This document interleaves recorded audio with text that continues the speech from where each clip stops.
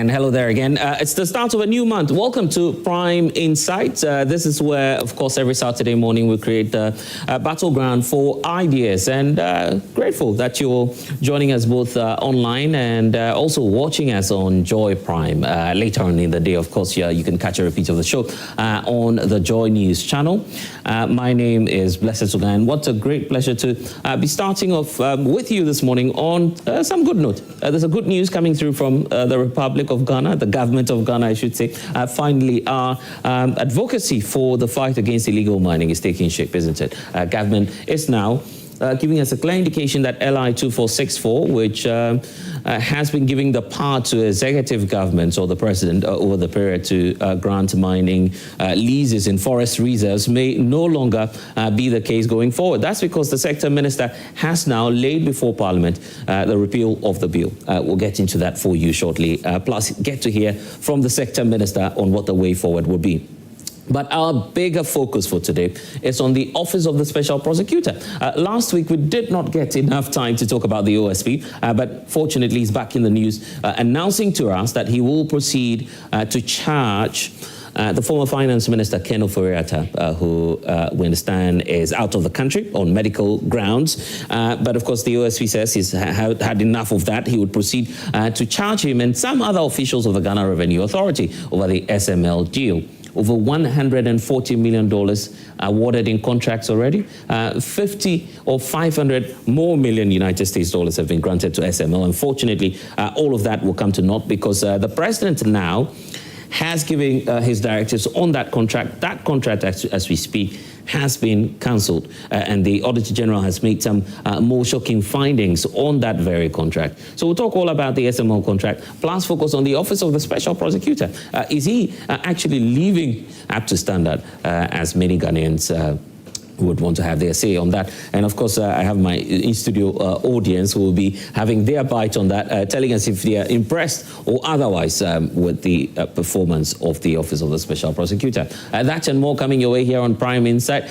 Be my guest. Feel free to be a part of the show as well. We're streaming on all of our platforms, on Joy Prime, we're streaming on Joy News, also on YouTube, and wherever you can catch us. Just comment and send us your comments as well on that platform, and then we'll be happy to share that with the rest of the world as we go on.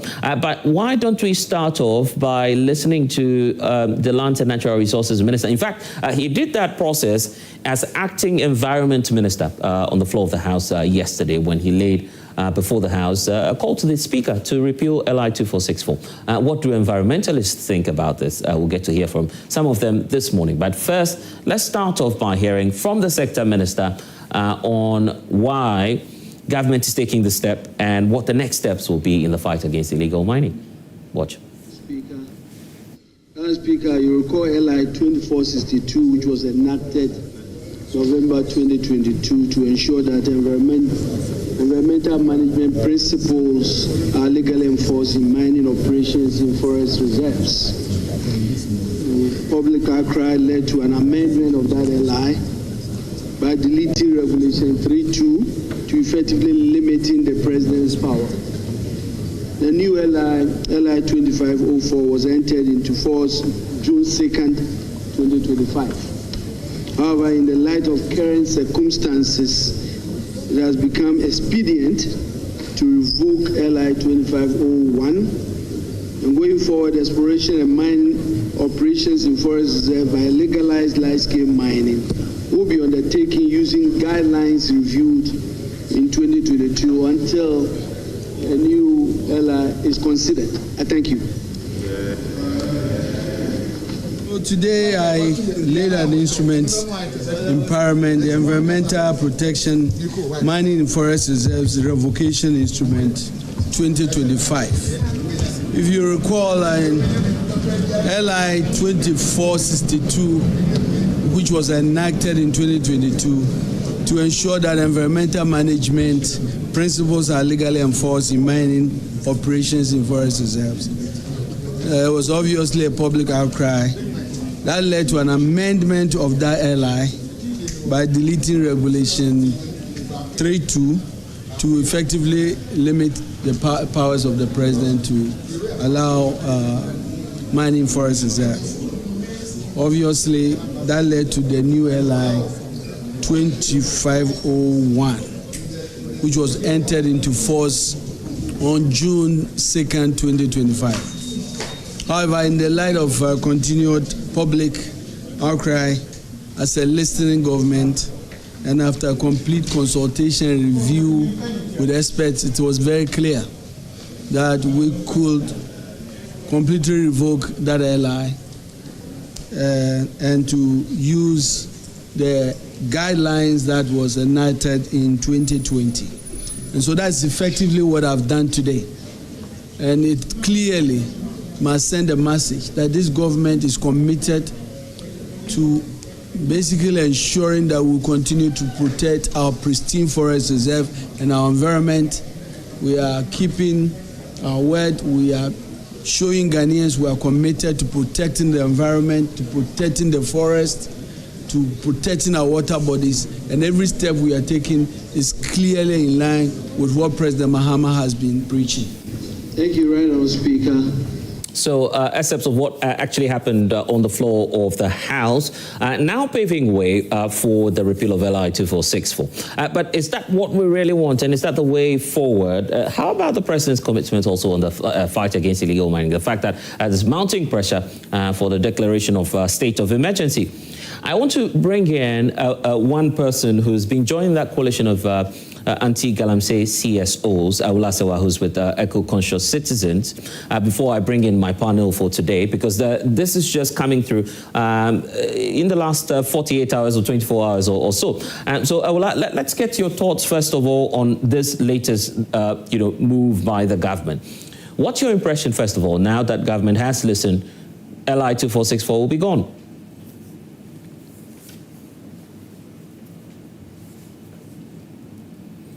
I hope you can hear me, and kindly unmute. Good morning to you again. Welcome to the show. Let's hear you. Good morning. I have unmuted. I'm surprised you can't hear me. Now we can hear you. Yes. Hear me? Loud and clear. Good morning to you and your listeners, and thank you very much for having me.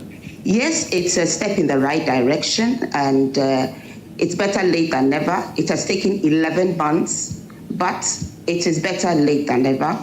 And we are pleased that it has been laid before Parliament. And hopefully, there's no doubt that within the stipulated period, the LI will be no more. And we are grateful for that. But then let's be absolutely clear. The LI was to do with mining in forest reserves, where we were giving licenses for companies to mine in forest reserves. Now, what is going on up and down the country is pure illegal environmental terrorism. Our water bodies are being poisoned.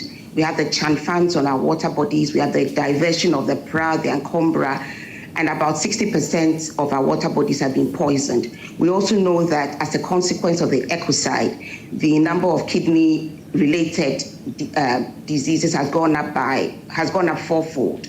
We have the maternal deaths. We have the deformed babies. Our food is being poisoned, including our contumely tubers. So what we are saying is that we need to declare a state of emergency.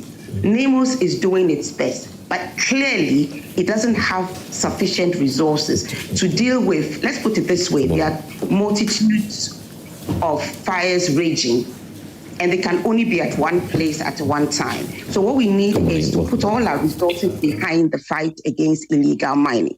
And I'll give you an example. In Atronsu, for example, over 2 weeks ago, we gave notice that an excavator had come to the landscape. Nothing happened. Now, illegal mining has started in Atronsu, and the activists are concerned that the Atronsu stream, which is the only source of drinking water in the community, will be polluted. And the pattern goes on. Draw River Forest Reserve, so many places are still under siege. So clearly, NAMOS is unable to put out all the fires as quickly as we'd like them to be put out, because we're on the verge of an ecological catastrophe.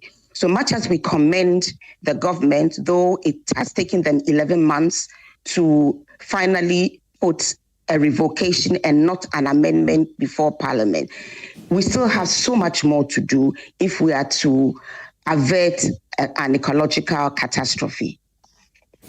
Going forward, what would you want to see? A state of emergency or otherwise? You see, when we say a state of emergency, we don't just want, obviously, an announcement of a state of emergency and then nothing happens. We want all our resources, whether it's the armed forces, the Navy, the Air Force, to be deployed to tackle the ecocide and the threat that we face. Water is life. Over 60% of our water bodies have been poisoned. Our farmlands, as I keep on saying, have been also poisoned. Our forest reserves are being decimated. NAMOs cannot be everywhere at once. I'm not quite sure the number of men they have. So we need more boots on the ground. That's why we said declare a state of emergency and also hold the political authorities, MCEs, DCEs accountable where there's illegal mining going on under their watch. We also need to hold the police command accountable. A lot of illegal mining is going on in plain sight with no arrests being made. What is stopping us from removing the Chanfans and the environmental terrorists from our water bodies? And finally, let's be very clear that even when water is clear, because we hear stories of the waters are regaining their color, even when water is clear, it doesn't mean it is safe, because mercury, arsenic, cyanide do not have a color. So we're also calling on the duty bearers to start giving us the analysis of the water so that we know what exactly is coming through our taps, whether it is safe water or it is water that contains mercury, arsenic, cyanide. All right. Grateful that we've been able to wake you up this morning. Awolaso is with the eco-conscious citizens joining us this morning and setting the pace for our conversation. I want to come to my studio audience because many of you have watched the government take a number of steps regarding the fight against galamsey or illegal mining. Now, finally, the sector minister is taking his decision. Maybe we should start off with you. Kamal, you want to have your take? Or, I mean, the gentleman can go if you want to say a few words on that. Are you happy about the fact that this has been, happening, the repeal of the LI then? Good morning, Ian. So to share my thoughts on that, I think everyone or most citizens are actually not happy with this because it's been a problem that has been around for like quite a very long time. And people might say that the decisions being taken now probably are more legislative than being behavioral issues. Right? Yeah. So I think, for example, we can have communities that are in the forest reserves who are mainly affected by the illegal mining. For in this case, the question in my head now is how would these damaged lands for these communities be compensated, or these damaged lands be restored back to the people who have been there? Yeah, so many questions emerging, Kamal. I wonder what you have to say about this as well. Well, Blessed, the fact that the LI is put before Parliament for consideration of a repeal does not necessarily mean that we are tackling galamsey head-on, because I don't think galamsey is happening only in the forest reserves. There are other areas within the country that galamsey is taking place openly. You are by the roadside traveling, you see galamsey activities ongoing. Yes, it's a giant step towards making sure that our forest reserves are protected, but we shouldn't make it seem as if the fight is won. It is but the first step to ensuring that galamsey fight is finally nip in the bud. Now, if the president is about to repeal that, because it's still at consideration level, so we shouldn't come to the conclusion that because they have the number, so they should quickly, if truly and genuinely they want to fight it, they should speedily do it with the number. But I can tell you, just as the woman you put online said, the mainstay of this galamsey resolve should be the declaration of state of emergency. That will curtail some of these activities, just as former President Nanado did. At a point, you have to place a ban so that you'll be able to take hold of the situation, assess it, and then when you are reissuing licenses, or when you are lifting the ban for people to continue, you would have known where the mistakes took place, and then you'll be able to tackle them. NEMOS cannot do all this across the country. Their numbers will even be overstretched. I know there are other duties the military will have to cater, so they cannot use all the attention of NEMOS to say that they are fighting only Galamsey when other activities might be there for them to consider. I see. Interesting takes there. Probably there are some people behind who, yes, kindly introduce yourself as well. Thank you. Be on my face. Go ahead, yes. Okay, so thank you very much, Mr. Blessed. Good morning to you, and good morning to your respectable panel and my colleagues in the studio and our audience watching us from home. My name is Soa from the Department of Political Science in the University of Education, Winneba. I think that this fight against illegal mining has been one that has been raging for a very long time. In fact, I never felt the fight so close to us. Until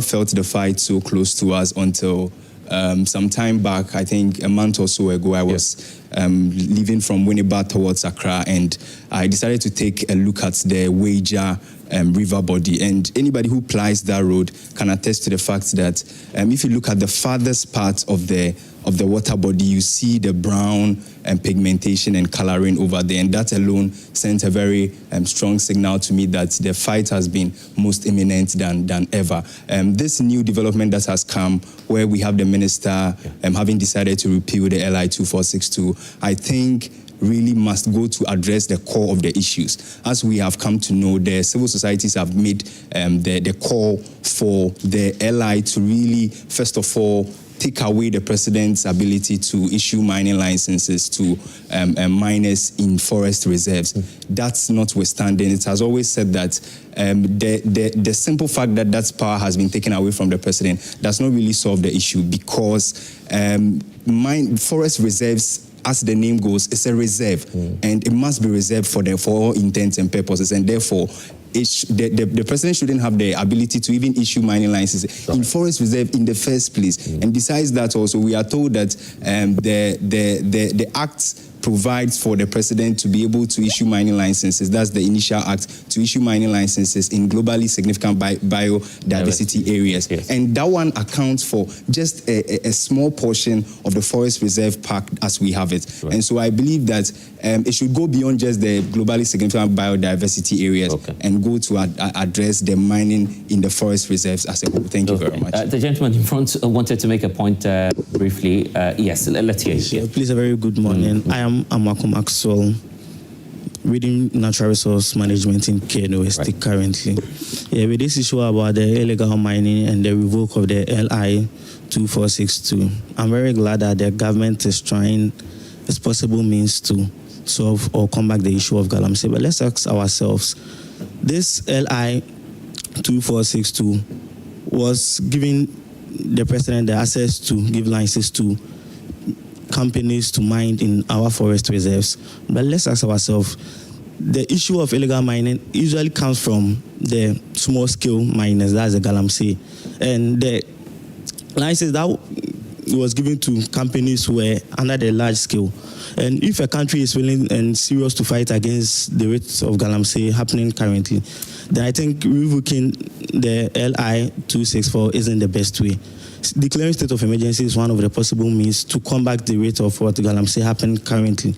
Yes, please. I see. Interesting take there. Yes, let's hear you. So my take on this is, I think it's way long overdue for state of emergency, because farmlands are being destroyed. Produce are very, very not healthy in our current state. So I think there should be a faster rate at curbing this issue. For you, should that be a state of emergency or? Oh yes, definitely, definitely. But the president has told us that should be the last resort. It shouldn't be the first. You see, we doing bureaucracy at this point is very bad, because people are suffering. Fertility rates are not looking good. Drinking water, I mean, not looking great. So I think state of emergency is very necessary. I see. Probably should go behind some more views, I believe. Yes, go ahead. Okay, so my point of view is that with regards to this Galamsey issue, in as much as we are not belittling the effect on the Ghanaian citizens, we also don't have to make it look like there is some things that were put in place by the past government that the new government, the moment they come, they have to continue from that end. When they enter, they also have to take their time, see the main core issues, get to know the possible solutions to give to it. And solving the Galamsey issue, I believe, is one at a time work. And repealing this LI is something you could see they are willing to keep the situation. I always say that the state of emergency is the last resort.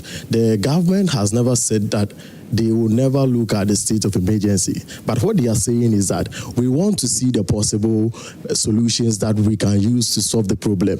And if this problem, these solutions are not able to solve the problem, we will look at the state of emergency. Why don't you allow us to explore the solutions we are having right now first, instead of just going straight to the state of emergency? What if you go to the state of emergency, at the end of the day, the problem is not totally solved?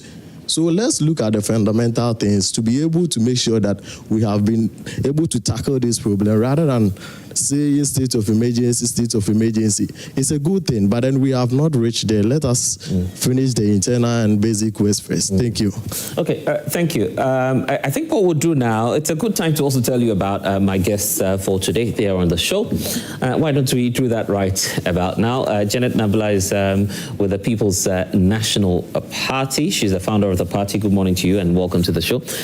Awal Mohammed, not seen in a while after our banter that has since gone viral, but he's a good friend. Awal, it's good to see you this morning. Good to see you. Yeah. Your baptism of fire, isn't it? Anyway, he's a member of the national communications team of the New Patriotic Party, and Stephen Atubiga is also the founder of the NLC. National Liberation Congress. National Liberation Congress, I tell you. Not NDC. Bracket NLC party. Not NDC. You say? Not NDC. No, it's not an NDC. Okay. Party. I thought that was the abbreviation for NLC. No. National Liberation Congress.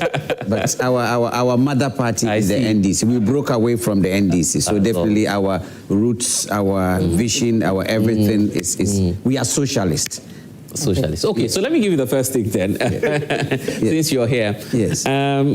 So now the government has taken the decision, but as you've heard from some of the studio audience, they're asking for more. They believe that, why don't we go all hard, do a state of emergency, and let's make progress. Yes, but honestly, based on what the last time I was here, I took my time to travel to certain areas, to the Takwa area, to the Seri area, all the way to some of the cocoa farming area. You know, in this country, Kusasis, unfortunately, if we are doing we migrate from the north.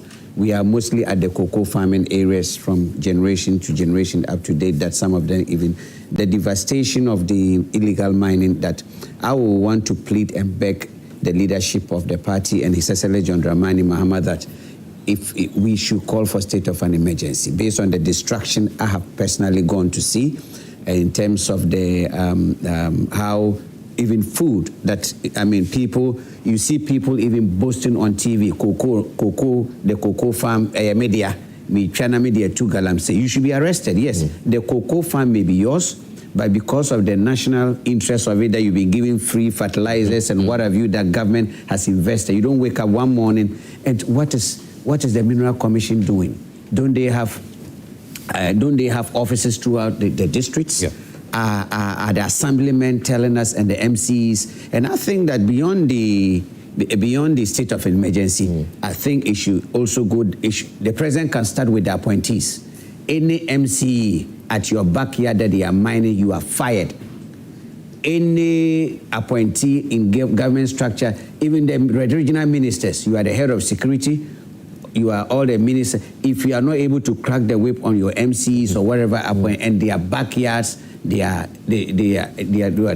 fired. You have no more. But is it really their fault, though? But I'm saying that the president is a president. Yeah. He gives you, the appointees, part of his powers to go and deliver good governance. And any president that fails, it is your leadership, your appointees that fails you. Okay, so look, as a president, you are not even, a good president doesn't even supposed to think, because you have the executive secretary, you have cabinet, you have all these advisors around you. That a good president, you only hold your suitcase with the scissors in it. Either you are commissioning a project or you are launching a project if you have good appointees. You're making presidency look really simple. Yes, excuse my language. Any lunatic could be voted to be a president. There's no schooling for president. It is the people that you choose to help you serve that makes you a president. I see. Are you getting me? So if your appointees fail to, and what I'm seeing is the appointees that are failing the country, is the appointees. When it comes to this, I'm not going to go party colors, right? Because the mining, the illegal mining did not start under under NDC or under MPP. But we should also accept that as a country, there are certain strategic towns like Obuasi, those areas that the mining has been going on from generation, that they don't have body, they don't have water. What they have to do is, we can't stop them from mining.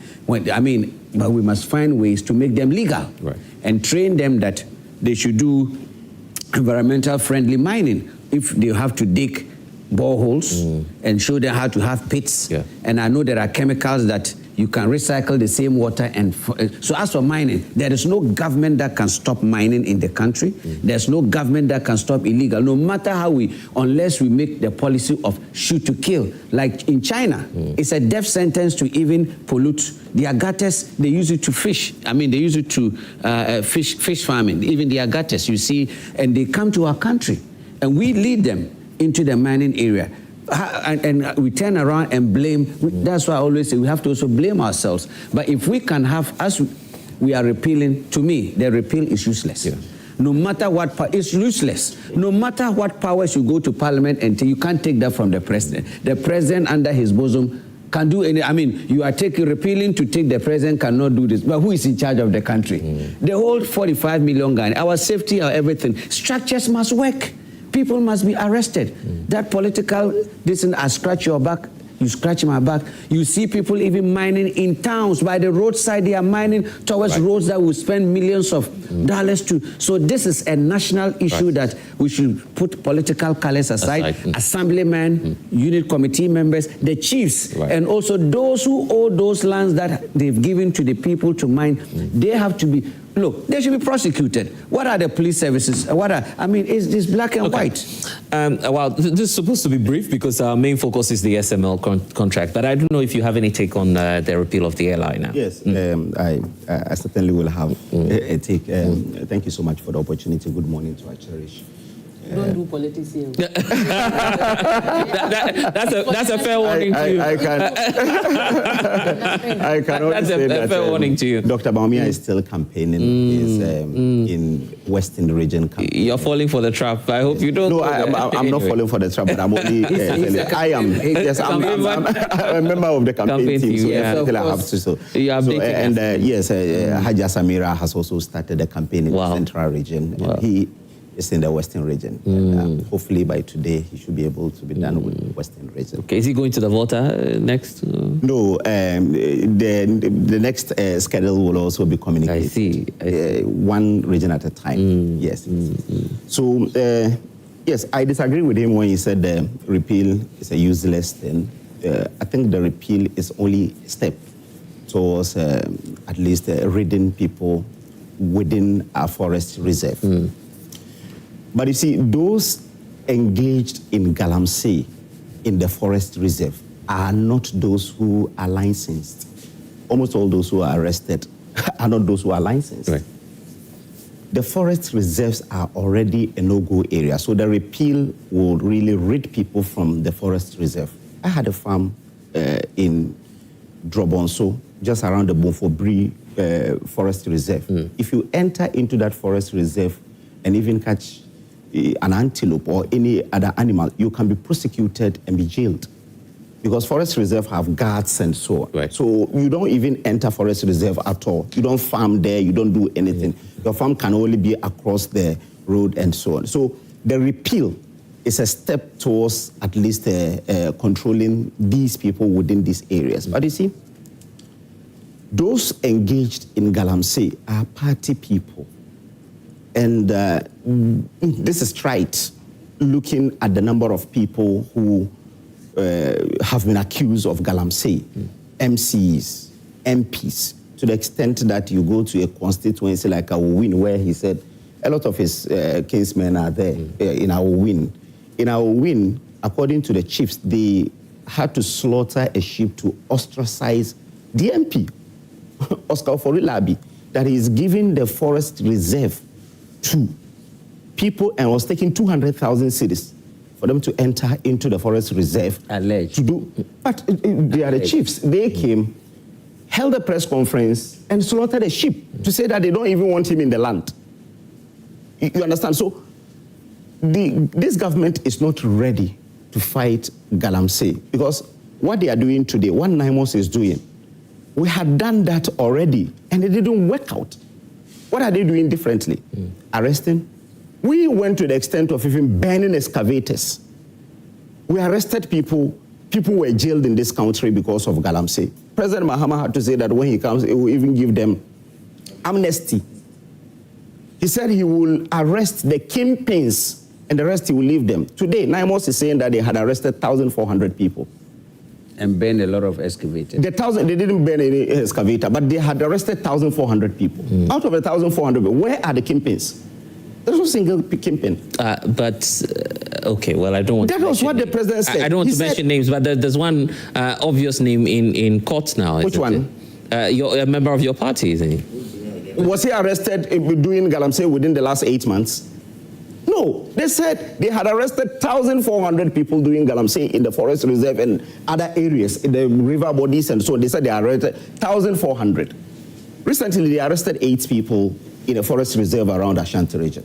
When I saw the picture, I shared it on my Facebook page and I said they cannot even arrest these people. They couldn't even prosecute them. The boys are in Kumasi roaming the streets. Some are even my neighbors. They are in the Asawasi constituency. Oh, you know them? Yes, I know them. And those with the guns. Them? Yes, the 8 people. They arrested them. They only showed their pictures, but they had to leave them because they were part of the task force of the NDC in the region. What kind of claim is this? What evidence do you have to back what you're telling us? But I have mentioned their names. I have said that the 8 people that they arrested with pump action guns behind them. I can give you the pictures because the pictures are even on I'm asking on for Facebook. evidence. I'm saying that I know them. What has happened with them? Who has prosecuted them? When we alleged that they are the boys of the regional security liaison officer, Captain Jabari, he only came to say that he didn't send them there. He is the enabler of Galamsey in Ashanti region. Do you have evidence to what you're saying? But he took a concession and gave it to the NDC people. You remember? You can call Erastus. No, Erastus. Had to say that indeed the national security is engaged in Galamsey in Ashanti region. Yeah. And who is the national security boss in Ashanti region? Captain Jabari. So the government is not ready to fight Galamsey because majority of the people doing Galamsey are their people.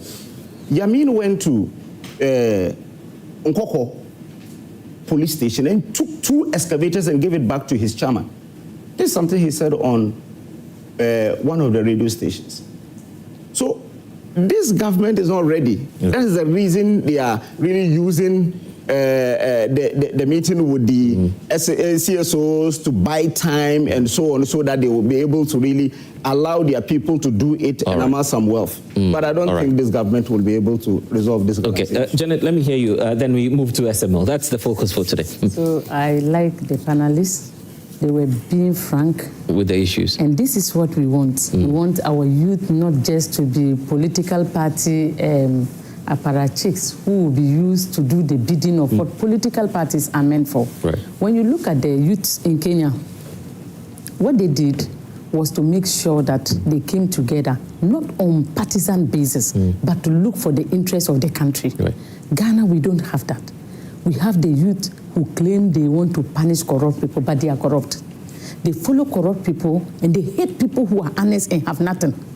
You look at their political parties and you see honest people in that party and they are not ready to follow them. But they are ready to follow the people who we know very well that are having corruption tax on them. They follow them to get money from them. So when you're a youth, you have to sacrifice. And one of the sacrifices you will have to do is to make sure that you maintain integrity. Because without it, number one, your party can give you 50 Ghana cedis and commit a crime that generation, your unborn generation will come to meet.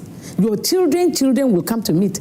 That is the reason why when you're in a political party and there are sensitive issues, remove that political color and throw it somewhere so that we can all support when we are talking about youth unemployment. Right. For instance, this Galamsey thing, this is something that is affecting the entire nation. Just look at central region people coming out to cry that they don't have water to drink. Yeah. They can't get water because of Galamsey. Are you happy that we'll be here and one day we'll hear that central region have been wiped off? And then we are okay. Because you are in Accra here, maybe, and we don't have much Galamsey here, Galamsey situation in this country, you are okay. What about the people in Ashanti region? What about Eastern region? What about places where women are now having stillbirth? Now we have a lot of women that they are saying that they are having miscarriages. Yeah. The woman get pregnant and get a miscarriage. Majority of the women too, the person is pregnant and the child is ectopic. She's not lying in the womb. And these are people who have suffered to get pregnant for some time, only to get pregnant and their child is not in the womb. So, and then we talk about the mercury and the cyanide that the woman was talking about. All these things are a danger to the society of Ghana. And so when we are talking about these critical issues, let's all put our hands on deck. Yesterday, I heard someone saying that, oh, the Galamsey fight, and this is a very important person that, in fact, it pained me to the core. I called him and he didn't pick, and I knew why. Because he knew that I saw the post. He said that the chiefs are those that we should be following them to fight Galamsey. Did I give my vote to a chief? I voted for President Mahama to come and solve my problems for me. The chief doesn't have power over the regional security even in his own region. He doesn't have power. We had a meeting at Accra Conference Center. That was 2023 or so. And the chiefs were all called. The chiefs came. And they said, anytime somebody is mining in my community, I go to the police to report. Then the police will tell me that Mineral Commission said the person is having the legal license. And they will give their excavators back to them. So when we call, no one will mine us anymore. And you would still think that chiefs can help you. No chief can help. The only person who can put a stop to Galamsey is the president of this country. Right. So if Galamsey is going on, the youth of NDC and other political parties, don't try to beat around the bush. Let's hold the president liable. I see. Let's focus on the issues. Before you move, briefly, 30 seconds. We need to. Jabiru, I want to categorically deny what my brother said against Jabiru. Jabiru is a government appointee, and this government, under the leadership of Session John Dramani Mahama, you have seen it's on record that under the leadership of Jabiru, a lot of excavators has been set ablaze in the Ashanti region. Jabiru with the national level, Jabiru, and you know the Forestry Commission, we should not also forget to applaud them, especially one of the, I forgot that they are also going around working and besides that, the repeal. Yeah. I want to make a point here. Briefly, the repeal itself, the reason why I say the repeal will not bite is the repeal going to bring special forces, is going to replace, bring some people from heaven to fight. If what we have, we believe in books, certificate, repeal. We are talking about practically going on the field. But repealing that law is one way or the other. Let's be fair here. Let's not depend on repeal. We should repeal the structure should work. They should go to the bushes and work. The Forestry Commission must work. The Forestry Commission has a report. Give our land to people. But the report saying that president is a president. Okay. Are you getting me? You can, on books, you can take it away from it. But practically, the Forestry Commission has a report. The practical thing. And the report is saying that according to the board chair of Forestry Commission, the blue water guards are being bribed. Oh, that's what the report says? Yes, he said it on Joy News, that they are being bribed with 10,000, 100,000 to not even go into the forest and fight Galamsey. Okay. The blue water guards, according to the forest, board chair, yes, for the forest commission. So don't even bring forest commission in. Let's focus on corruption now and the fight against corruption, right? The Office of the Special Prosecutor finally coming out to say they'll proceed to charge the former finance minister and some other officials of the GRA because of the SML deal. I want us to hear from Manasseh Azuri, who's joining us from the US. But what we'll do is that first, let's listen to excerpts of that address by the OSP. Then we set matters into context. Also, the OSP will recover a total amount of 125 million cedis from SML by way of a disgorgement of unjust enrichment of overpayment by the return of the benefit of this amount it obtained unfairly at the expense of the Republic. This amount was arrived on two considerations. First, the participation of SML in the public revenue assurance regime was based on largely undeserved automatic payments detached from performance. Second, the figure was adjusted on a quantum meru basis. This is a legal doctrine that developed the English common law as a form of implied contract or quasi-contract to ensure that the person who conferred a benefit on another received compensation, even when no valid contract existed. The courts introduced the doctrine as an equitable remedy to prevent unjust enrichment, recognizing that fairness sometimes required payment even without an enforceable agreement.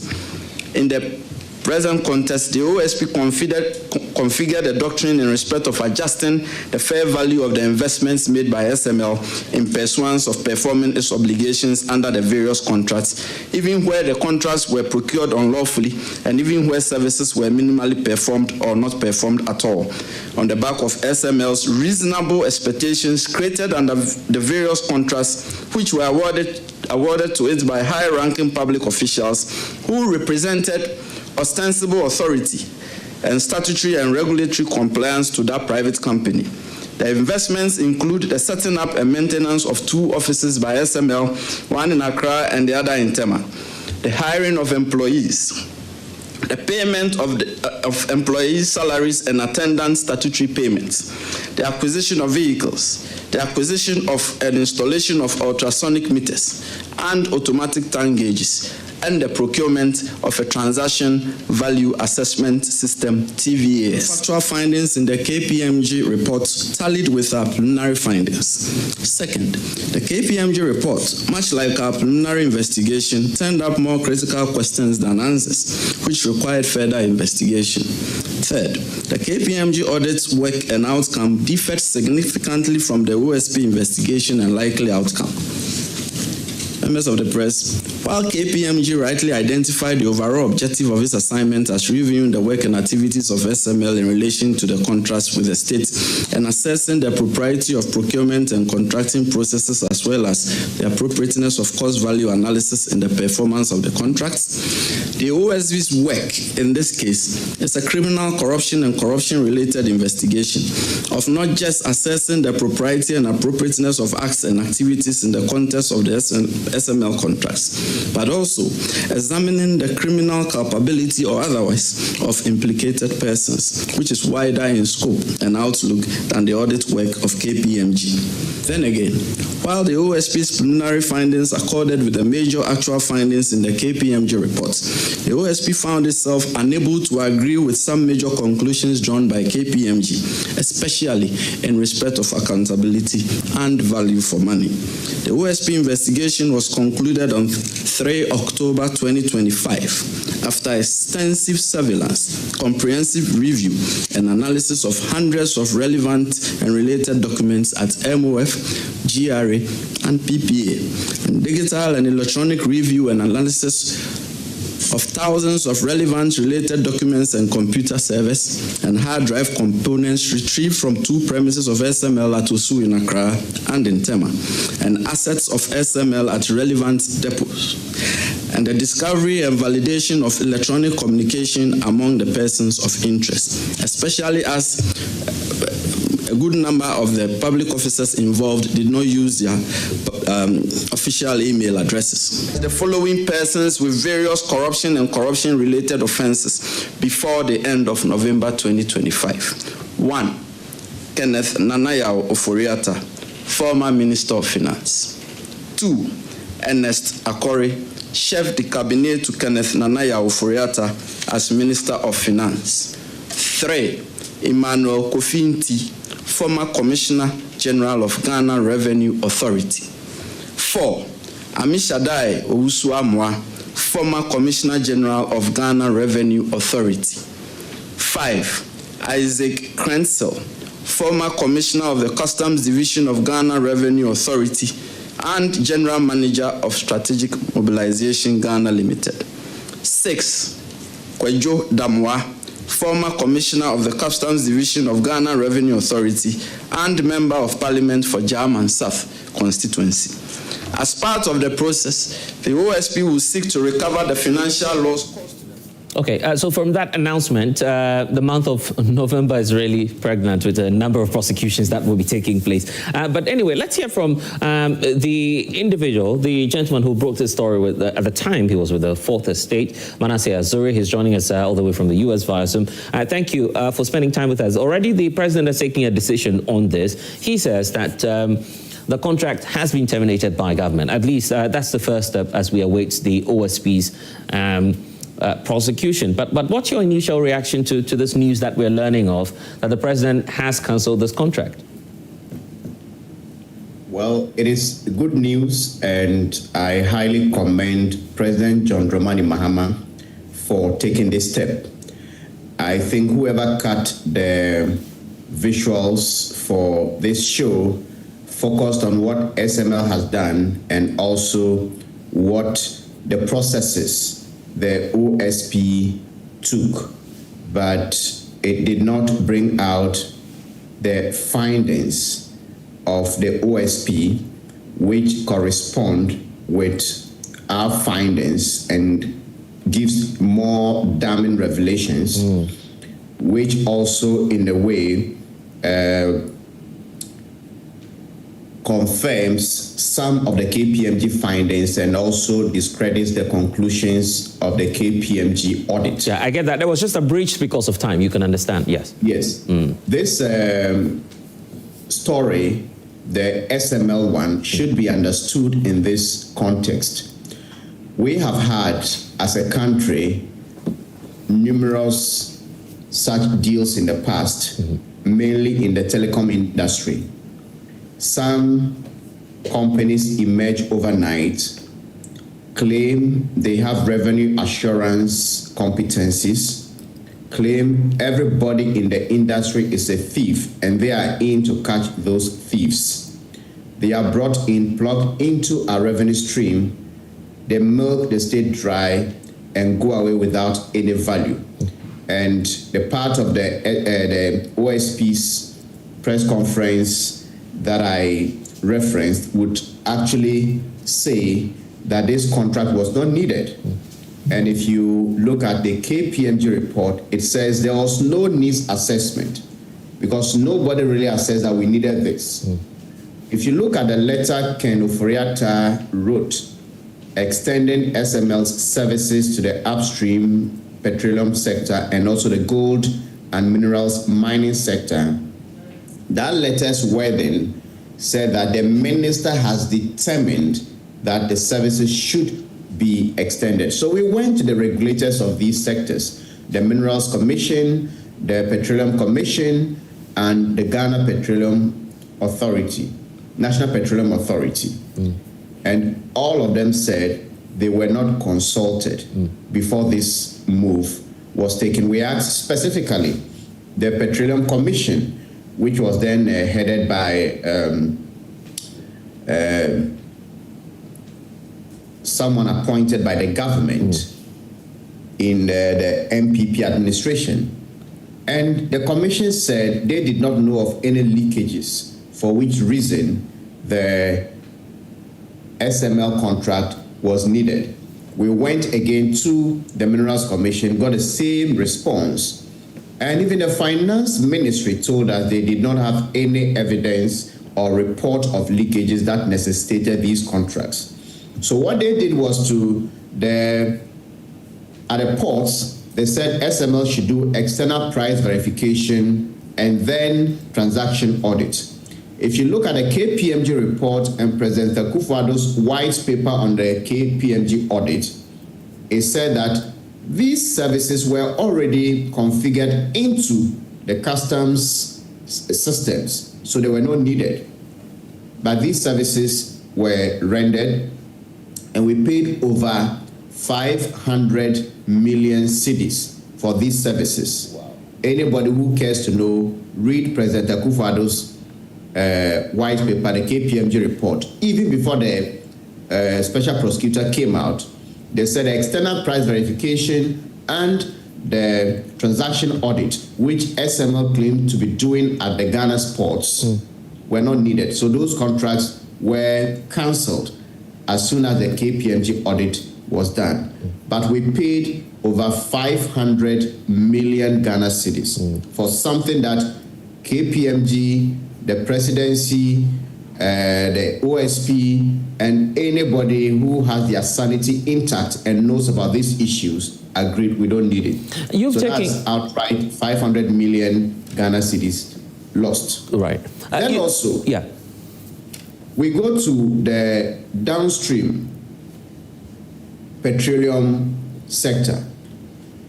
In the past, there were reports that some oil marketing companies would lift petroleum product, go to sell, and wouldn't give the government its share of the taxes and revenue.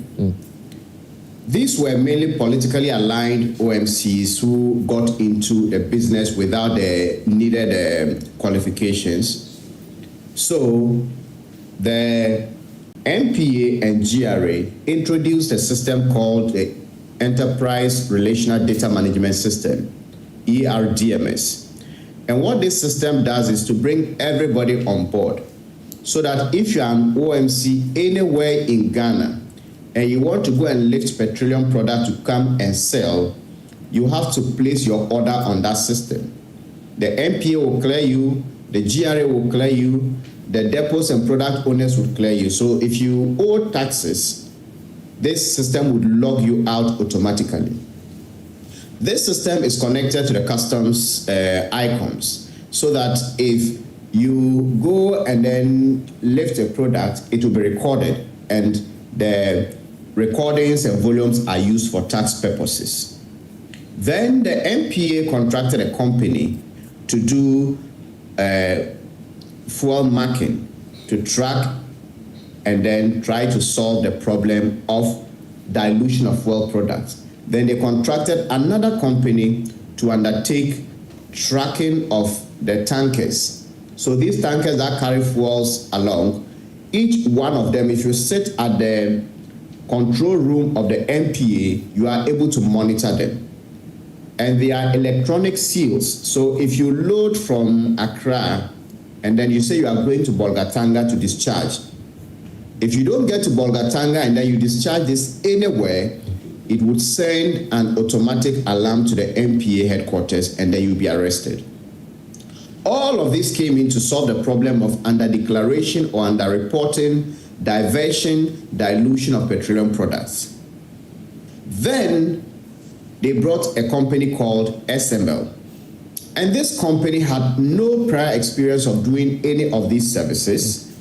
On 3 occasions, the GRA tried to use single source procurement method to engage this company, and then the PPA said, look, we cannot grant you that request because this company has no experience, it has no competencies to do this work. And then they disregarded the PPA, went to give this company those contracts. And this company claimed they were checking under reporting, diversion, and dilution of petroleum products. Our investigation showed that these were falsehood. We confronted management of the company, and then on record, in the presence of GRA officials, they said, no, we are not doing any of these services. By the close of that day after our interview, they went and deleted these services from their website. So the question is, SML was never checking under reporting under declaration. SML was never checking dilution or diversion. So the question is, what solution did they bring? And the answer is nothing, which the OSP has confirmed. Even the measurement SML was engaged in, the GRA did not use those measurements for any revenue purposes or tax purposes, because SML's own engineers told us that the existing meters at the loading gantries recorded more accurate readings than the SML meters. And if you read pages 157 and 158 of the KPMG audit, it clearly states how revenue or volumes increased or were recorded. And in that equation, you don't find SML featuring any positively. In fact, in terms of volumes, the KPMG report said SML recorded the least volumes. So this is a company that was brought in, has been paid over 1.4 billion Ghana cedis. Wow. We did not see any value. But for this investigation, Ken Ofori-Atta had masterminded another contract, the expansion of the contract, that would have ensured that SML would go away with over 500 million United States dollars. Yeah, and speaking of the former finance minister, you've taken to social media to describe him as the mastermind, behind this scheme. Some would say you're fixated on the former finance minister. Is that the case? These are facts, and if you look at the report we published, we have letters from the office of the finance minister written by Ernest Akori on behalf of Ken Ofori-Atta. And mind you, Ernest Akori and Ken Ofori-Atta are both fugitives of justice. They are at large. I have been doing investigations for many years now. I must say I've never lost a defamation case. I know and value people's reputation. So if I say Ken Ofori-Atta masterminded that outrageous contract, I'm speaking based on facts. And these are verifiable facts. There are letters to show, and the OSP is even giving more evidence of that. The prosecution will continue. Would you have wished that we expedited action on the extradition? Because the OSP had attempted that. There's no way forward on what will happen as far as the extradition is concerned, but he wants to continue with the prosecution. Yes, there is some politics going on with the extradition. There appears to be some bad blood between the office of the special prosecutor and that of the attorney general. Irrespective of whatever they say in public, some of us believe all is not well. I think that the expedited extradition should be pursued, but we shouldn't only focus on Ken Ofori-Atta.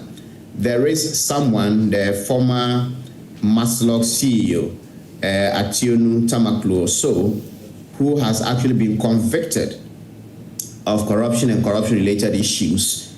And then I'm told, or we are told, that she's hiding somewhere in the US or elsewhere. Such people should be brought in. When it comes to corruption, I don't think we should select and choose what to pursue. Our country is bleeding with what we are seeing these days and what some of us knew. I believe in what President Mahama is said to have said some time back, that the economy was criminally managed. It appeared some few people just hijacked the national resources and found a way of channeling those resources outside of the national coffers. And we should not allow that to continue. And I don't think, if you love Ghana, you should look at these issues on MPP, NDC, or any political coloration. Okay. Look at the national interest. Yeah. So I support the extradition of Ken Ofori-Atta. If he thinks he's innocent, there are many people who are in the country clearing their names. So if he thinks he's innocent, he should come back home and face justice. I see. Manasseh, just hold on for us because my panelists and studio audience are itching to ask you a few questions. You have a few for him, right? Not necessarily having questions for him. I can only commend him for the yeoman's job. I am on record to have supported any investigative journalism in this country. I love the work that he does. And he, Kwetenati, Anas Harimia or Anas, I am even on record to have said that, well, if you hate the work that they do, then you are either corrupt or an enabler of corruption. However, the work that they do is subject to some criticisms, and I think there are some few other things that we can point to. For instance, when he mentioned that they did not really do any work, which was confirmed by, he said, the president's white paper. Yes. But when you check the KPMG report, they said they did some work. Partial. The word is partial, right? Yes. I'm saying that when you check the report, and again, let's just put it on record that when the issue came up, when they started running the stories in the Fourth Estate, what happened was that the president had to really call on the Ministry of Finance and GRA to suspend the contract whilst KPMG was appointed to do the work. After the work by KPMG did not call for the abrogation of the contract.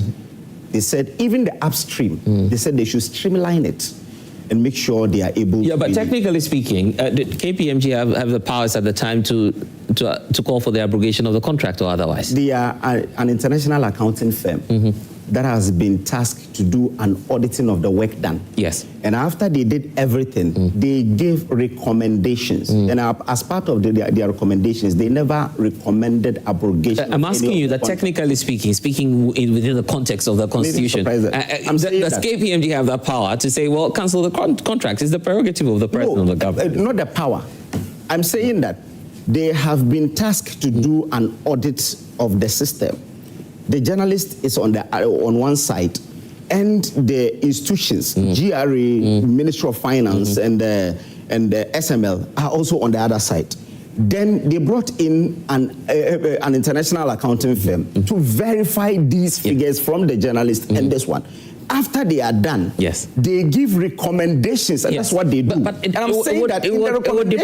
would depend a while on the context of the contract, isn't it? And in this case, if you had the OSP rights, he says the corruption aspects, related aspects of Ken Ofori-Atta, what happened, that aspect has not been touched by KPMG. But KPMG don't do exactly what I'm telling you. So when it comes to the recommendation for the abrogation of the contract, you won't get that. I'm saying that. If you check what even the OSP has presented, if you read the report, he started with a KPMG report and highlighted things within the KPMG report that he feels that indeed there are corruption and corruption-related issues that he will have to investigate. But I'm saying that if you say they had not done any work, a letter just on the 14th of October, just about 2 weeks ago, there was a letter from GRA that had confirmed that indeed they had done work and they paid them justifiably. This is just a letter that came just about 2 weeks ago, on the 14th of this month. You have that letter? Yeah, I have that letter, I say. And the letter is saying what exactly? Okay, so... because I have not seen, and to be fair, while it's reading this letter to us, we've not seen it, we cannot independently... So, Ghana Revenue Authority... Are you sure this is a genuine letter? So, check it. I see GRA there, but I'm not too sure if it's... but you have James Abed, you have others to be able to confirm. And this is on my Joy online. Okay. So just check on my... Yes, you like to refer me online. Exactly. I'll go there. But read the content. Yes, so it's on the 14th of October 2020. Saying what? Response.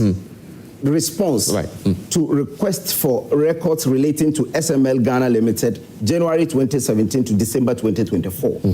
So there's a reference made to the letter, blah, blah, blah. But they said, following review of the records, the authority provides the following responses. 1, record confirming work undertaken. The authority's reaction confirmed that SML Ghana Limited undertook work relating to transaction audit and external price verification services and revenue assurance in petroleum downstream sector in accordance with the contractual agreement executed with GRA. relevant reports and technical documentation covering the work done are available and may be reviewed upon request. That is one. That's the first. Two is that evidence of payments, evidence of all payments made to SML Ghana Limited from January to December 2024, January 2019 to December 2024 is available and has been compiled. Attached herein are copies of the payments schedules. Total paid. They only gave the amount of money. So I see. What I'm saying is that... How does that confirm that indeed what work has been done? Because I haven't heard that in the document. But what I read, the first point I read is that the records confirming work undertaken. So they had done the work and they were paid based on the work that they had done. Again, when you check even the KPMG report, they said that at least about 26 to 29% of the revenue that has tax revenue has been accrued by the state owing to the work that SML has been able to do. It's in the KPMG report, and Manasseh can confirm this. You understand? So what I'm only saying is that if you look at what the OSP has brought up, I was thinking that before this report will come up, he had already charged these people before the court. I am against prosecution in the public domain. Public prosecution is something that I am against. Yeah, but you know what delayed the process? You know what delayed the process? What delayed the process was he put the former finance minister on red list because there were some questions he was supposed to answer. If Ken Ofori-Atta is innocent, why not have him in the country? But you cannot really say that you can't continue with your case without the person here. Is that what you're supporting? That a former government... I get that. It's easy to go there, but I'm saying... Was jailed in absentia. No, I get that. It's easy to do that. But if you have a former finance minister who cannot answer questions... In fact, the OSP never said he was arresting him. He says, come and answer questions. He didn't ask him to come and answer questions. He only asked him to come and face him one-on-one. Yes, precisely. He could come to this country and by law decides not to speak to him. Yes. And you're happy with that? Yes. No, it's not that I am happy about that. The only thing is that when you are prosecuting people, you will have to prove beyond any reasonable doubt that the person is guilty, whether the person speaks or not. That's very important, and that's in law. But as a former finance minister, you don't see the need for Ken Ofori-Atta? Why is OSP not ready to interview him one-on-one where he is online? Via Zoom, really? Yes. He did that with the former president's junior brother, Samuel Mahama. He did that with him. He didn't go there. So why does he want to see Ken Ofori-Atta before he will be able to really proceed on his case? You see, the operations of the OSP, I have a lot of issues with what he does. OSP is telling us that he has 67 different cases that he is following up. In the last 3 or 4 years, the amount of money we have expended at the OSP's office is over 200 million Ghana cedi. He has not been able to really recover even up to 5 million Ghana cedis. Okay. Not even 5 million Ghana cedis. He will only make noise. You're calling this noise? Yes, because you see, he has gone to court with cases and had lost. Look at when the La Bianca issue. He sent Colonel Damois. Colonel Damois sued him and won the case. And the OSP had to pay some damages to Colonel Damois.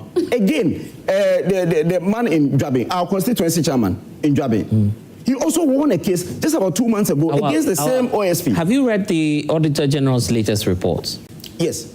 Have you seen the infractions? Auditor General's reports are not necessarily corruption. They are infractions.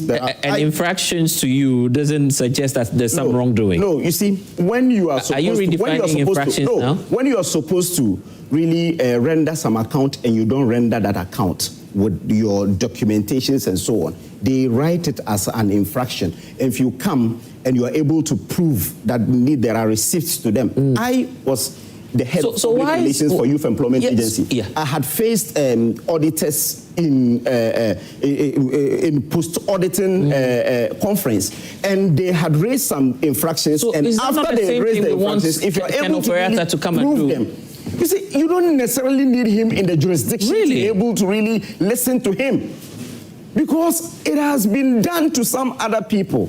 Stephen, I still will be happy if he's in this country to face all these things. But you see, the person is saying that I am not well and I cannot come and has given you his address, why can't his lawyer has just told us OSP travel there? His lawyer has just told us it's okay. Why can't he also travel there? Travel to the US. Why can't Ken Ofori-Atta travel to? But he did that with other cases. Because it was just the former president of the republic, so he could do that with the brother of the former president of the republic, but cannot do that with Ken Ofori-Atta. Is that what the OSP is telling? So what's preventing Ken Ofori-Atta from coming? I do not know. But the lawyers are saying that he cannot come because he's in this. Yeah, but we've heard from Frank Davis now saying he's okay. Yes. Yes. So they are saying that proceed with your case because you can still proceed with your case without necessarily having to meet him one-on-one. He can still be in this country and still decides not to speak to you. Okay, Stephen, let me hear on this. You will have to prove. Yes, I will want first and foremost to applaud Manasseh Azure, my brother. I mean, Manasseh, I always say, is an institution by himself because if you look at the stance he always takes when it's NDC and he takes up issues, investigation that doesn't go down with the NDC, they see him anti-NDC. Today, if he's also taking investigation against the NPP, against issue, they say, hey, he's doing that for the bidding of the NDC. But today, he's been vindicated. If you look at, he started with Collins Dauda, with the Zoom Lion, Dustbin, whatever, to date. So I think I applaud him, and I know there are more Manassehs in our country here that we should arrange. I mean, we should protect them. I think the journalism something should fight more to give protection. GJA, you mean? Yes, to give more protection to journalists or people that want to take matters into their own hands and make sure that there's value for money, corruption-free in our country.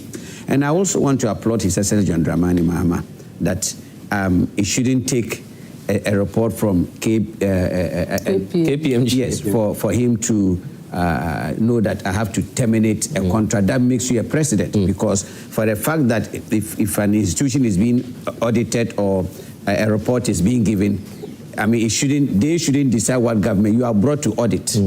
After auditing, is the prerogative of government to say, are we prosecuting, are we terminating, are we getting refund, are they? So I don't think it should be an issue that they should have the prerogative to recommend what government should do. So I think that is what, and we also accept that there must be bad economy, there must be bad governance, there must be bad decision in politics for a change of government. If there is no bad economy, bad governance, there wouldn't be a change of government or structures will not work. So I think that what happened to that SML institution is like tigers being so good in the jungle, knowing that we are in control, calling hyenas that, look, come. Look, there is meat here, we are tired of it, or come and pay way, and so it's so sad for such institution to be established. I don't think there is no appointee or individual who will sit down and say, let me just create, loot and share. I think people create institutions for good reasons. People create silos or other arm of government for good reasons. There is no president that will say, I'm creating I'm going to be a president for Ghanaians to suffer. There should be inflation, there should be this or bad. People are just born, some people are born, give them a full house load of money. They will come out empty.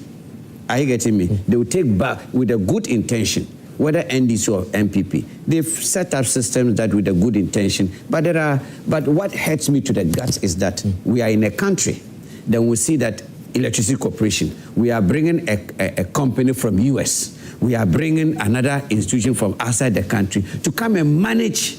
It's sometimes I hold my stomach. Are we saying 45 million? What is a million Ghanaians? We don't have our own that we can manage our own system.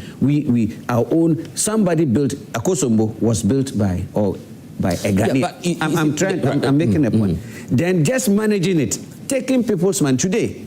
You pay for the lights before you even go and put it. And we can't manage it. We cannot manage it. So you feel revenue assurance should even arise? I'm saying that it's part and parcel. It's not only if you go to certain institutions that they will create some big name, register it, led by somebody who speaks lines with certificate from outside the country, knows practically nothing. They will tell us, Mr. from this company with experience, they have come to mind. It's a shame. I'm sad as a Ghanaian seeing this. It is sad. Look, if you go to other countries, even if created that, let's assume that you don't even think outside the box. your government is even, you have no people that think for us that we are capable of managing our own affairs. In every jurisdiction, let's say, are we saying that we cannot create an institution that maybe decentralize it? Look, we have districts, right? Are we saying that we can't create employment in every district? They know the houses. They put every system. But now the question, are you getting me? Efficiency is what you are calling for. Yes. But now there's also the aspect. I want to applaud the special prosecutor.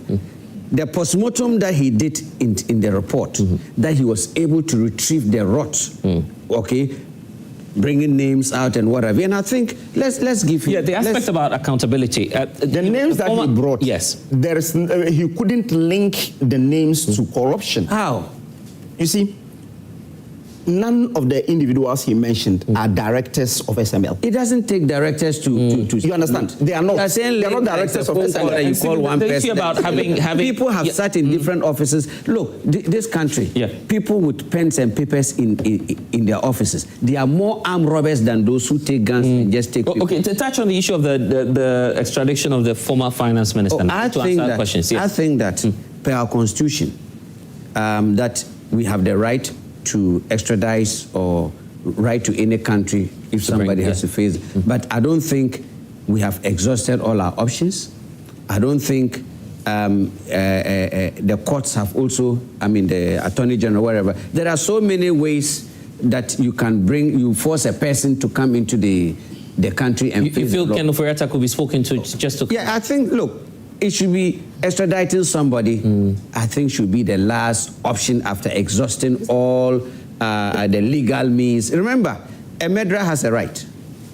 A killer has a right. You don't just... That's why we don't condone instant justice. For the fact that somebody... Kromfo, it means a death sentence in circle. It's to me, it's unacceptable that even sitting here, our communicate, we shouldn't be judgmental or even find people guilty. Like example, what my brother already found Jabiru guilty of. I mentioned stories of what I was saying. So I think I didn't find him guilty. I mentioned stories of things that they have done. I think like Ken Ofori-Atta. Yes, Ken Ofori-Atta. I can't say he's been a finance. You feel he should just come back on his own? I think he should come back on his own and appealing. And I think both his side and his legal team who represent and whoever signed. Look, my brother, put me on record today that I think the Chief Justice, I'm pleading with him, with the judges, based on the bail bonds that I'm seeing in this country, is scary. Even asking somebody to bring 800 million Ghana cedis. And I ask whoever with landed property, whoever even brings such surety to bail somebody should be investigated. That where did you get that money? People are not coming up. Have you paid taxes? Okay. Look, I'm appealing. I could be a victim when there's a change of government. I'm just saying, this is not a joke. It's a lot of money. When I hear the demand of 150 million Ghana for a bail for a wife, 100 million, 50 million for the wife. 50 million for the wife and 100 million. I'm not saying I don't condone corruption. Contention is 61 it is unacceptable. How? I don't believe that we should loot. We should loot if we are given an opportunity to serve. But because we are in the country guided by the law, it's an allegation till proven guilty. I think that the judges, Chief Justice, I'm pleading, the stakeholders of the country, they should work on that. They should work on. All right, it's very cumbersome. That's a lot of money demanded. Okay, so before we hear from Janet, I understand Manasseh would have to go to some other platforms. You had wanted to. So let me just bring in Manasseh briefly, Janet, before or you wanted to ask him a few things. Okay, yes, a few things. Okay, so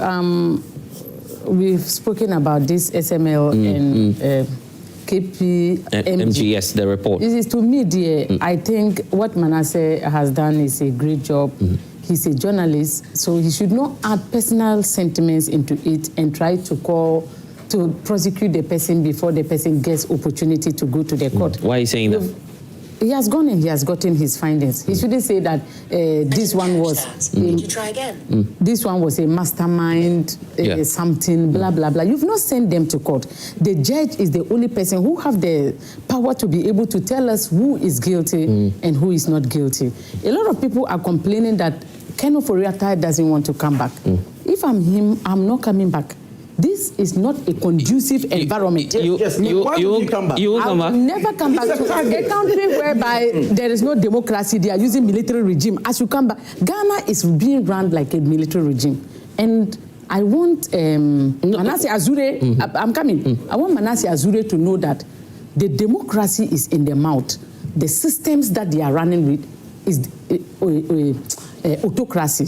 So I don't expect anyone to come back. Look, I am sad that people, what they are saying, it pains me that they have no jobs. And then someone can take about 125 million Ghana cedis just to put it in their pocket, because these are allegations. So because they are allegations, I want to give the people the benefit of the doubt. Just as he was saying, the Auditor General comes out with infractions, and what usually happens is that after the infractions, you realize that when the people respond, they will just clear everything up.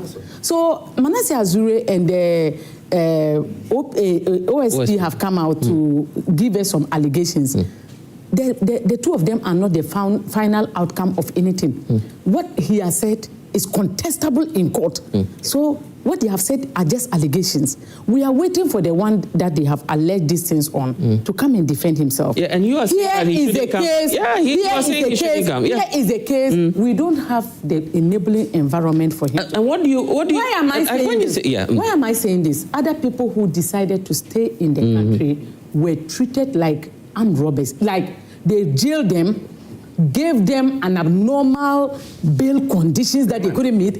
I went and sat with the Yoko boss and asked him, in this country, can you be able to find this amount of money to bail yourself? Yeah, but he wasn't the one who gave the conditions. He is the one who, he told me that those bail conditions were given because of the amount of the 800 million one, for instance, was from the court. It was from the, that brings me to the next level. That brings me to the next level. There is no any democracy in Ghana, because when a government comes, our cause, anytime someone wants to give an example, you see Manasseh is very happy enjoying himself in US. If he's here, he will not get that enjoyment. So you feel Ken Ofori-Atta should not come back? Even the courts are being toxic towards people whom they have. Okay, let me find out from Manasseh before I get back to you all. Manasseh, you've been accused of taking sides already. He's on one side. Well, I speak to facts. I don't take. I don't. First of all, let me be clear that I'm not one of those journalists who believe in neutrality. The former this freedom fighter in South Africa, Archbishop Desmond Tutu, he once said that if you are neutral in a situation of oppression, then you have taken the side of the oppressor.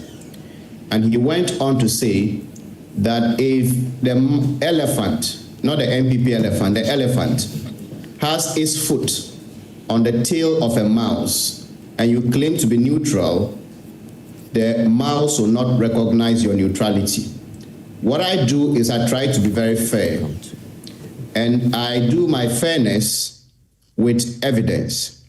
I am reading to you a letter written from the Finance Ministry, dated 22nd June 2023. And it is signed by Ernest Akori, Chief de Cabinet. And this is the man who is at large with Ken Ofori-Atta. And this is what the letter says.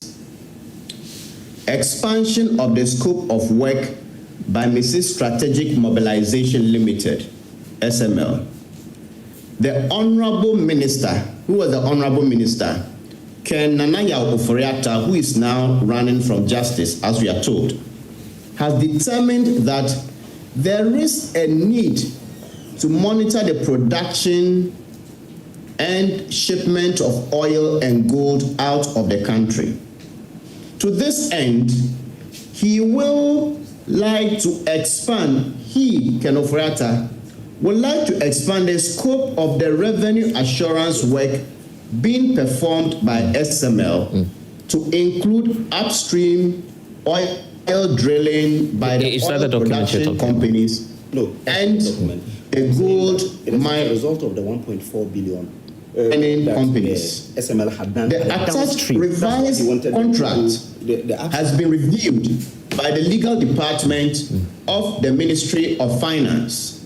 However, because the Ministry of Finance, MOF, and the Ghana Revenue Authority signed the original contract on behalf of the government, there is a need for the GRA to also review and opine on the expanded contract before signing. Kindly forward the new proposed contract to GRA's legal department for their review and input. This letter says something very important, that the minister has determined. To this end, he would like to expand the scope of the revenue assurance contract. So, if I'm saying Ken Ofori-Atta masterminded this contract, I am not being sentimental, emotional, or personal. These are facts. And if you read the rejoinder from GRA, the first rejoinder when we did our investigation, it is online. Awal can confirm. They went on to confirm this letter.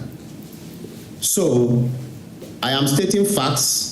I'm not judging anybody. Okay, the feeling now is that even the former finance minister... The former finance minister wrote that letter to expand because of the work that had been done downstream. Okay. And it is confirmed that indeed they had increased the revenue by when he was speaking, I did not speak. So let me speak. Can you allow me to finish?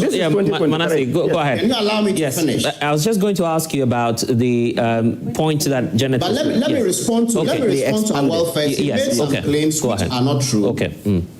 Our very first report we did, our investigation, we pointed out that this is what they are doing. They are recording, and I said it, repeated it on this show, that the recordings they take, the GRA does not use those recordings for whatever purposes. The work they were doing was already being done by other companies. Okay, so I never said anywhere that they did not do anything. And if Awal would tell you, the person who signed that letter he read on the show is called Freeman Saba. Yes, he's Director Legal. Director Legal? Or Head Legal of the GRA. Yes. He can confirm that. Yeah, that's true. If he looks at the contract that Ken Ofori-Atta masterminded, I mean this consolidated contract that gave the company up to $500 million, who witnessed that contract on behalf of the GRA? It is Freeman Saba. Wow. What point am I driving at? That? A GRA is an accomplice in all of this. Officials of the GRA and SML and Ministry of Finance came together to cook these deals that are being questioned. Two, it is also going to be unfortunate to say that because these are not officials or directors of SML, they should not and cannot be charged for corruption. I think the onus lies on them even more because they are appointed into public office, given the trust of the citizens to act on our behalf. Abu Gapele went to jail. Yes. Okay? Abu Gapele went to jail. And Awal worked at the Youth Employment Agency. Yeah. That was the first corruption investigation I did in this country. Was Abu Gapele a private person? No.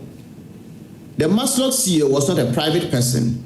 So it is wrong to suggest that because these people are not directors of SML, they cannot be charged for corruption. And the KPMG report, when KPMG was appointed, many people, including some civil society organizations, had concerns with KPMG's appointment because KPMG was a client or working for the Ghana Revenue Authority. The director or a managing partner of KPMG at the time of this report is now the GRA Commissioner General. You have top officials of GRA who are now working at SML. So this is a murky equation. And just to read something from President Akufo-Addo's white paper on the KPMG report, just the last one. He said, as part of the recommendations, the president said the transaction audit and external price verification services may also be terminated. According to KPMG's findings, GRA obtained partial value or benefit for those services. This was due to the lack of monitoring on the part of GRA to ensure that SML performed the services as stipulated in the contracts. KPMG's investigation found that GRA has introduced external price verification tools as part of ICOMS, among other functions.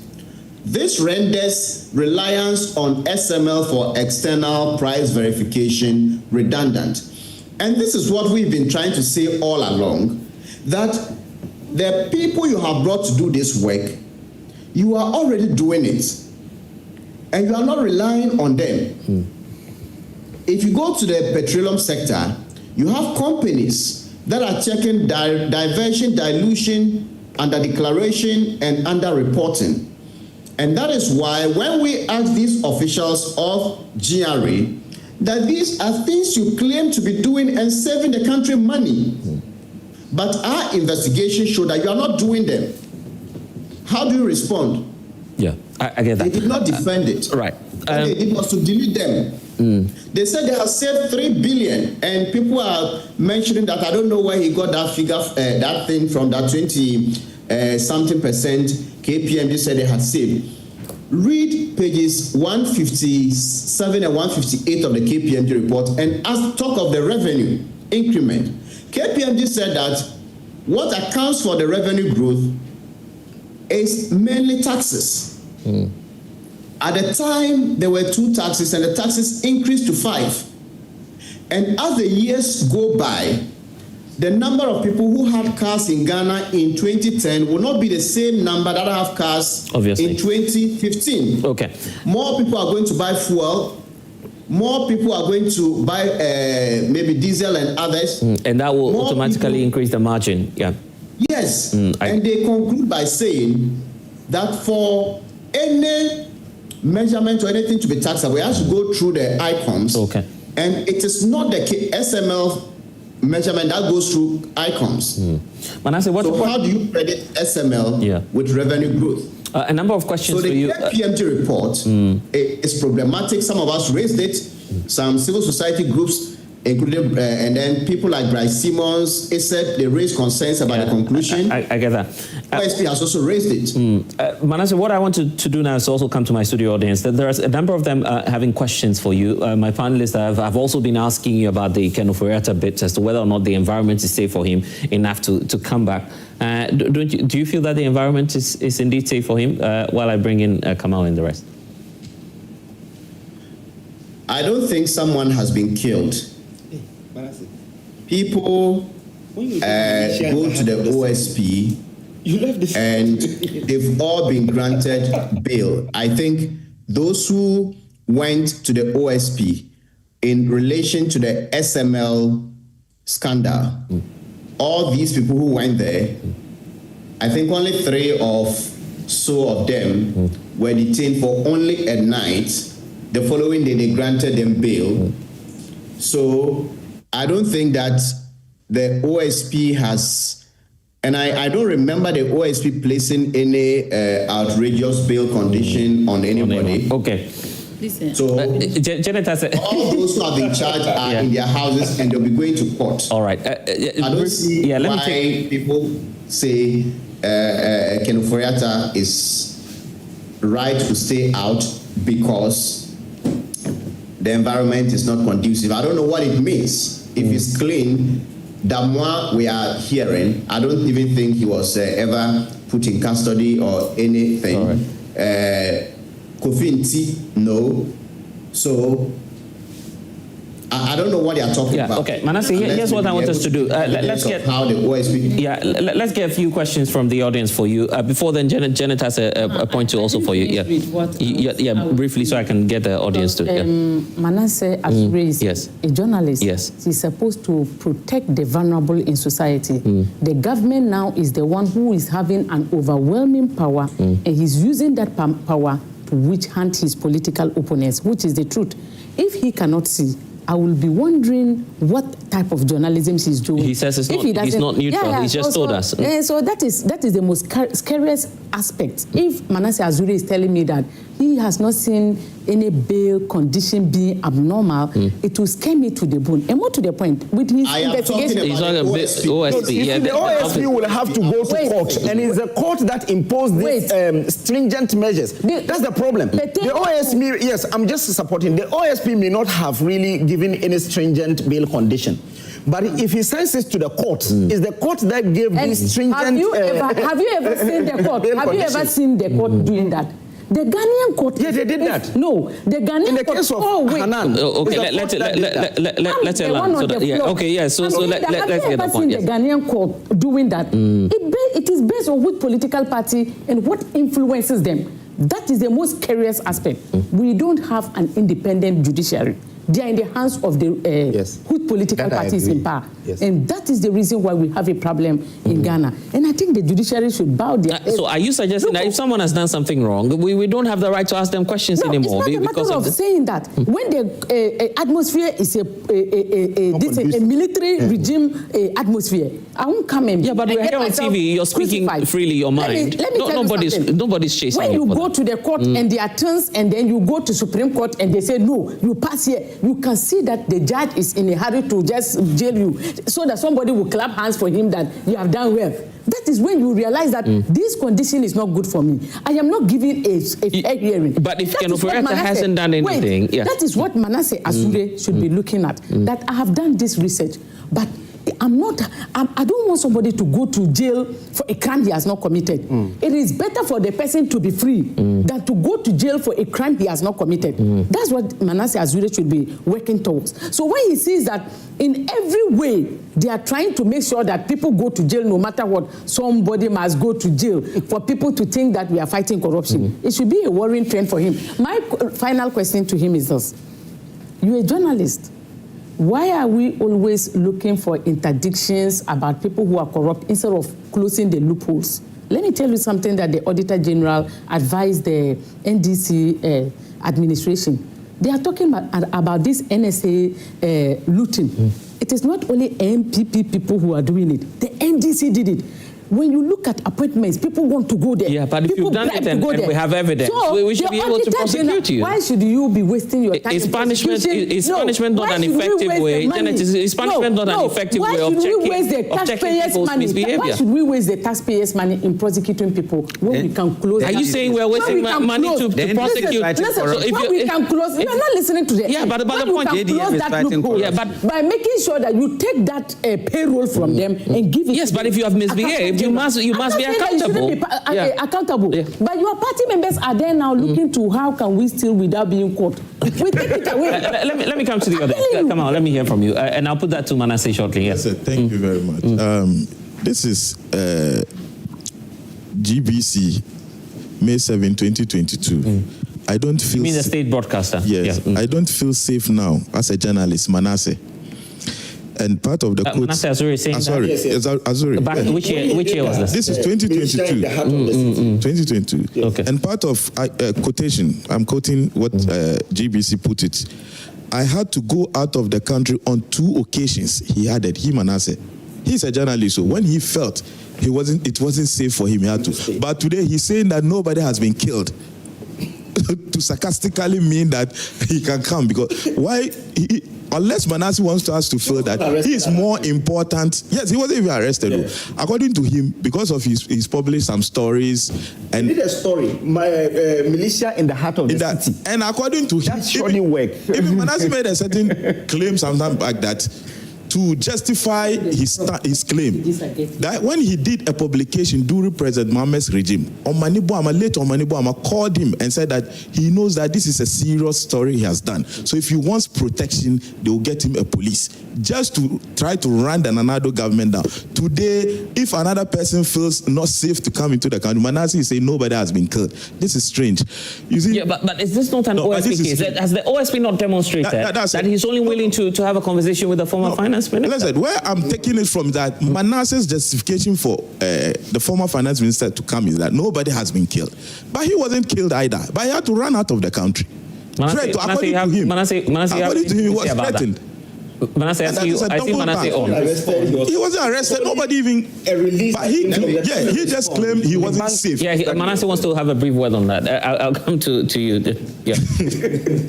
Manasseh. Let me start with this claim of people are victimized, and because of that we should protect them, and then my aim should be not to jail people who have not committed a crime. The same person saying that we shouldn't judge is the same person concluding that people should not be jailed for crimes they have not committed. We know that 1.4 billion Ghana cedis has been paid from our consolidated funds or our resources to a private company. The quote I read to you was something from President Nana Addo Dankwa Akufo-Addo, who said that services that this company was providing were redundant because the customs and the GR were already doing that. He shouldn't be pushing this. So if we pay money to hire somebody to do what is already being done, and the people knew it, why should they not respond, come and answer? And this thing about only making it appear as if we don't have precedents of people being jailed or called to account. I cited the example of Abuga Pele, who was a former NDC member of parliament. Under President Mahama, when I did the JIDA report, an investigation just like this, Abuga Pele and another person, Philip Asibit, were jailed 5, 6, and 12 years respectively. Did we say it was political witch hunting? This was an NDC administration jailing its own people. I get the point. I get the point. Just a second. This national service issue. Under NDC. Okay. Manasseh, I'll come back to you. Just hold on. Manasseh, just hold on briefly. President Mahama appointed as the Director of National Service. Yes. Was investigated and put before court. Manasseh, there's so much uproar in the studio. And so many more questions for you. Let me address this issue. Let me address the question briefly, because I need to go to them. They have some more questions for you. Yes. Yes. The question I want to address is to say that, or to suggest that Ken Ofori-Atta is above everyone else. And that, okay, he is free to go. People are talking about the safety of journalists. Safety of journalists have been concerns. It is true what Omani Boama did. I said it.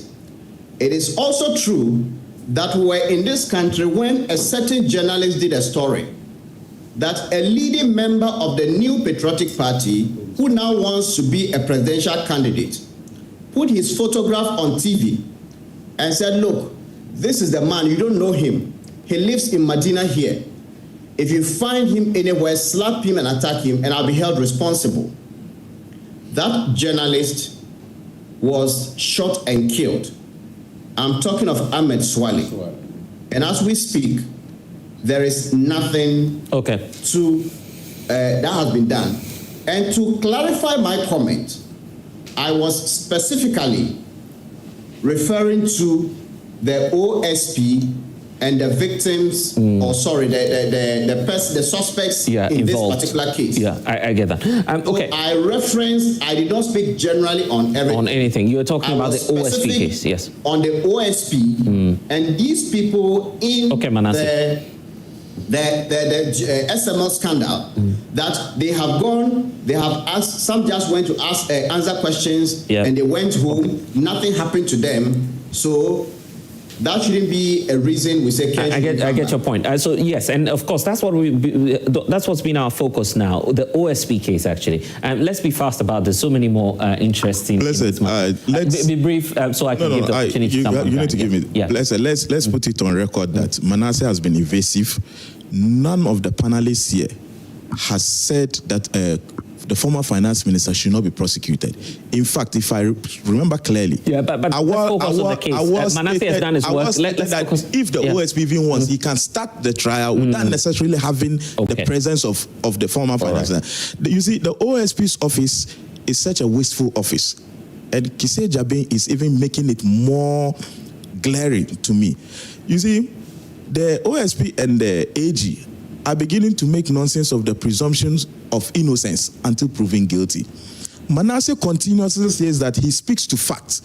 His facts will only stand as a fact if it's tested in the court of law. Then it becomes fact.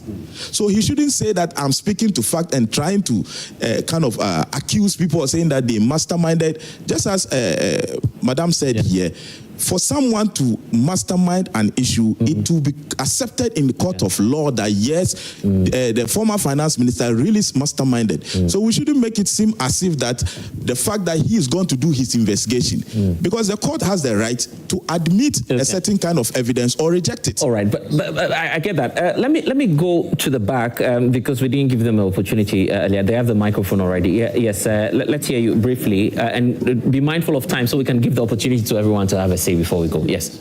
Just as Kamal mentions that the Manasseh Azuri, when he was being a journalist, sometime along the line he was feeling unsafe, and then Omani Boama wanted to make a provision of security for him.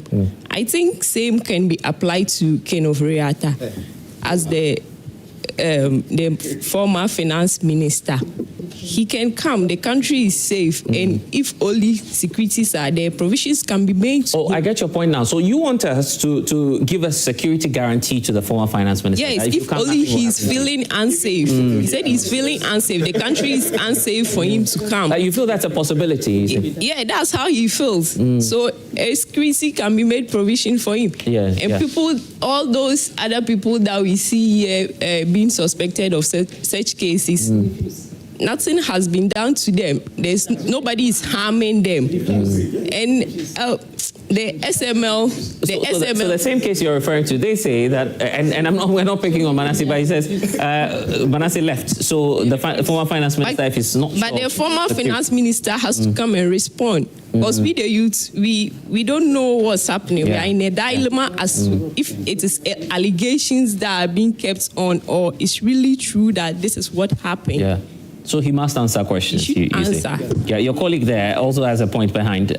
Before I come to the gentleman from Winneba, if we can hear the point you had wanted to make briefly. Yes. Yes, Mr. Bless. Thank you very much for the opportunity. I think first of all, let me start from where my sister ended. I understand their plight because she's from Teen and she's here to represent their political party. But the provision of security she's talking about can only be secured for the likes of Kevin Taylor and not Ken Ofori-Atta. And let me also, yes, because it happened clearly when the protected Kevin Taylor.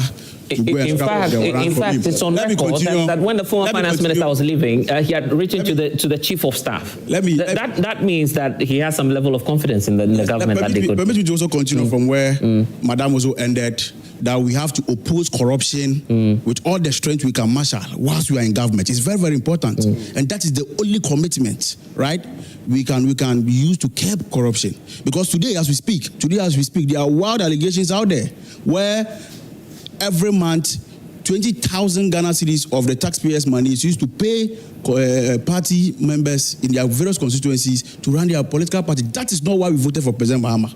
And they cannot use monies from the presidency to be servicing their parties in the various constituencies. That are some of the focus where the OSP has to put its focus on. And you see, the issue of this OSP, we all cannot run away from the fact that the press briefing was necessitated. Right, the press briefing was necessitated because of the NDC members who are agitating, and some Ghanaians who are agitating that they are not seeing the efficiency of the office of the special prosecutor, like the likes of Kevin Taylor, who is a key advisor to the current government, saying he must be sacked and all that.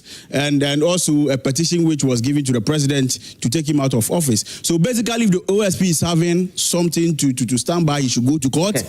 He should go and prosecute whoever he wants to prosecute. And Ken Ofori-Atta has a responsibility to come and respond over Thank you for that intervention. Let's hear you. Yeah. Yes. So thank you very much, Mr. Blessed. You know, as young people, the point that I would want us to bear in mind is that we shouldn't be doubling up in some of the allegations and claims that my brother seems to be doubling up in. You see, we cannot say that when duty bearers are given the responsibility to do a thing or two, and in the aftermath of their tenure, they can decide whether or not to come and stand accountability. I think it is just a sine qua non. They must come. It doesn't matter. Do you believe in the fact that the former finance minister perhaps does not feel safe? Really, does it even matter if the place is not safe for him? I think that you see, and no. You see, frankly, we are just assuming that the place is not safe. In the country where we are now, what evidence is there for us to show to say that the country is not safe for the finance minister to come down and only answer to the responsibility that he was entrusted with during his tenure? Great questions you ask. So those are not stuff that we have to factor in discussing that matter. But that is even besides the point. The point that I seek to make is that this cancellation of the contract is long overdue. Because as we know, the cancellation is based on the KPMG reports, and we all know when the KPMG... It's not based on that. The president, the president says that the consequences to this cancellation. That's what KPMG anyway, but whatever the case, the president has taken his decision. I'm talking about the eventual cancellation, which is to say that when did the reports come out? It was March last. Whatever the case, the president has taken his decision. So I believe that if due regard had been paid to the fine, then perhaps the cancellation would have been the logical thing to do. But Mr. Blessed, I think that this is the final point I would want to make, which I would want you to pay attention to, is the fact that you see this KPMG and SML thing that we know of is symptomatic of a bigger issue that fraught our governance infrastructure. If we look at, for instance, the PDS deal. The PDS deal was one that, as we know, one of the biggest flaws of that contract was that. No, please hold on. One of the biggest flaws of that contract was that there was an assumption that the reinsurance guarantee that was issued by Meralco was assumed to be valid. Okay, let's give that was what the law. Let's give the opportunity. Law permits. But indeed, if the law permits. So let me take some. I get that. Let me take some messages coming through. Okay, I'll do that. Let me give the opportunity to the gentleman, then I'll take the. Yeah, be brief with that. 30 seconds. Okay, former Tesco University Treasurer and current Council President. No one is against the prosecution of the former minister. Yeah. And also, no one is against the dealings of the Office of the Special Prosecutor as well. And at this stage, Ghanaians are requesting for what clarity and consistency in the dealings of the OSP.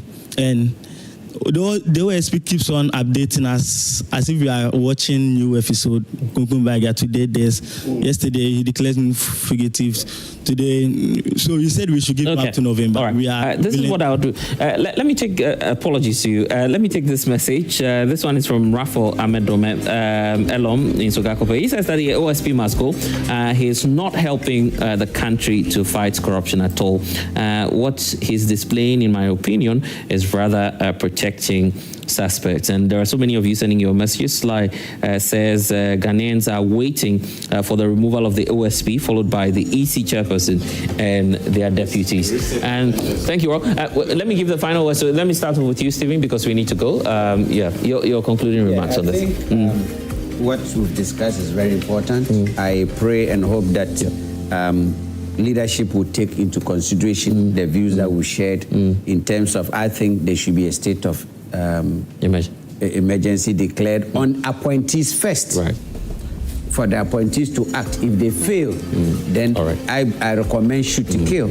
Okay. And also in terms of Manasseh giving us an eye-opening and fighting to get, trying to get justice for the people of Ghana. All right. My worry is that the amount of money that I hear being paid to people internally, the same amount of money that we go to borrow.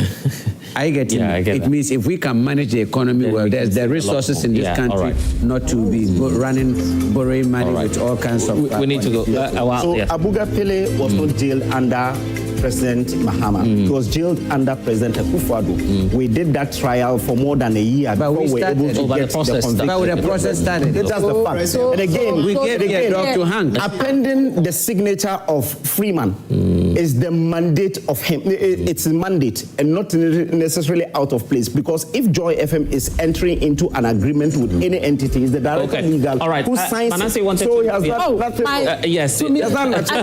I think that corruption is what funds from two particular political parties in this country. And it's the NDC rather. Even though one is coming out that he's this, Ghanaians know that he cannot fight corruption because his hands are dirty. Okay. That's President Manasseh, your final take. Manasseh, your final take. Manasseh, your final take. Ken Ofori-Atta has never said that he is out because he feels unsafe.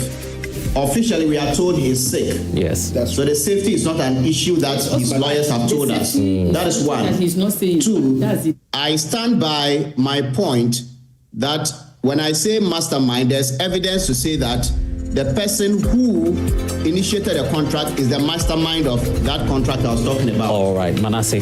Great. Yeah, thank you so much. And thanks for spending some time with us. Joining us from the US, Manasseh Azuri, investigative journalist. To you, Awal Mohammed, National Communications team member of the NPP.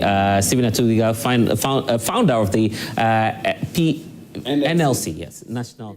I almost said...